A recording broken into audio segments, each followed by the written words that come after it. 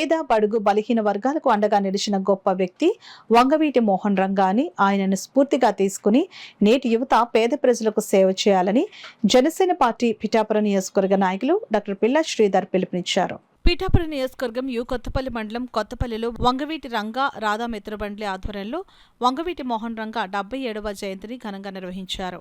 ఈ కార్యక్రమానికి ముఖ్య అతిథిగా డాక్టర్ పిల్ల శ్రీధర్ హాజరయ్యారు. ముందుగా వంగవీటి మోహన్ రంగా విగ్రహానికి డాక్టర్ పిల్ల శ్రీధర్ పూలమాల వేసి ఘనంగా నివాళులర్పించారు. అనంతరం వంగవీటి రంగా రాధా మిత్ర మండలి సభ్యులతో కలిసి డాక్టర్ పిల్ల శ్రీధర్ బర్త్డే కేక్ ను కట్ చేశారు. ఈ సందర్భంగా డాక్టర్ పిల్ల శ్రీధర్ మీడియాతో మాట్లాడారు. అటు సెంట్రల్ గవర్నమెంట్ అదేవిధంగా స్టేట్ గవర్నమెంట్ రెండు దగ్గర నుంచి కూడా నిధులు పుష్కలంగా తీసుకొచ్చి పిఠాపురం నియోజకవర్గానే కాకుండా ఆయనకి అడిషనల్గా డిప్యూటీ సీఎం బాధ్యత ఉంది కాబట్టి ఆంధ్ర రాష్ట్రాన్ని అంతా కూడా ఆయన అభివృద్ధి పదంలో తీసుకెళ్తారు. మాకు చాలా ముఖ్యమైన చాలా ఆనందకరమైన విషయం ఏంటంటే ఎవరైతే పవన్ కళ్యాణ్ ఉన్నారో డిప్యూటీ సీఎం ఉన్నారో ఆయన మా ఎమ్మెల్యే, మా సొంత మనిషి, మా కుటుంబ వ్యక్తి కాబట్టి మేము చాలా ఆనందపడుతున్నాం. ఈరోజు రంగా గారు కూడా పైనుంచి ఆయన చాలా సంతోషపడతారు.